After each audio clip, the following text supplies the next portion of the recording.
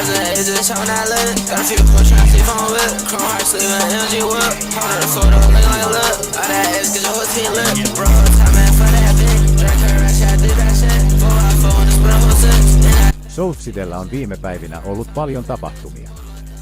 Reporterimme ovat olleet hyvin läheisesti seuraamassa tapahtumia, ja tiedottajamme ovat myös aktiivisesti informoineet siitä, mitä kadut puhuvat.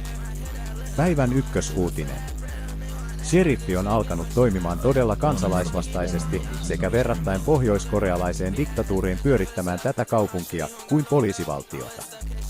Olemme kuulleet monista ylilyönneistä, joita ei kuitenkaan saada vietyä eteenpäin, koska oikeuslaitos on niin saamaton laitos. Tietolähteemme ovat kertoneet esimerkiksi sheriffien harjoittavan rankaisumenetelmää, jossa ammutaan epäiltyjä haulikolla jalkaan. Kuulostaako tämä sinunkaan mielestä normaalilta toiminnalta?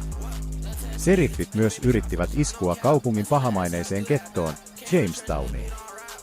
Tässä kuitenkaan onnistumatta, koska kohtasivat vakavaa vastarintaa, ja näimme taas uuden ilmiön, PD-vipen. Sheriffipäällikkö Sutsette Rubion antamassa lausunnossa hän kivenkovaa väittää sheriffien tekevän vain töitänsä.